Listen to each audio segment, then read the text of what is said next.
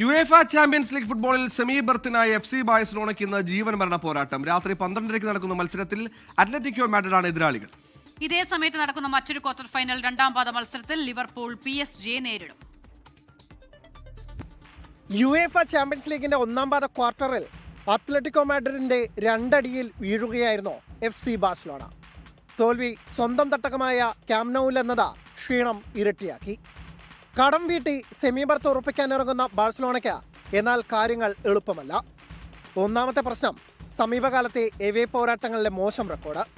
ഒപ്പം റഫീഞ്ഞയുടെ പരുക്കും കുബാർസിയുടെ സസ്പെൻഷനുമെല്ലാം തിരിച്ചടിയാണ്.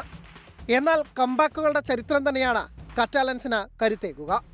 ലെമിൻ യമാലും റോബർട്ട് ലെവൻഡോസ്കിയും എല്ലാം മിന്നിച്ചാൽ കഴിഞ്ഞ തവണത്തെ പോലെ ഇത്തവണയും ഹാൻസി ഫ്ലിക്കും സംഘവും അവസാന നാലിലുണ്ടാകും. എന്നാൽ സ്വന്തം കാണികളുടെ ആരവങ്ങൾ നൽകുന്ന ആവേശത്തിൽ 2 ഗോൾ ലീഡ് നിലനിർത്താമെന്ന പ്രതീക്ഷയിലാണ് അത്ലറ്റിക്കോ മാഡ്രിഡ്. 2 ഗോൾ കടവുമായാണ് ലിവർപൂളും നിലവിലെ ചാമ്പ്യന്മാരായ PSG-ക്കെതിരെ രണ്ടാം പാദ പോരിനിറങ്ങുന്നത്. മത്സരം സ്വന്തം മൈതാനമായ ആൻഫീൽഡിൽ എന്നത് ലിവർപൂളിന് ആത്മവിശ്വാസമേകുന്നു. അതേസമയം ചെമ്പടയെ അടിച്ചിട്ട് കിരീടം നിലനിർത്താനുള്ള പ്രയാണം തുടരാമെന്ന പ്രതീക്ഷയിലാണ് PSG. Sports desk 24.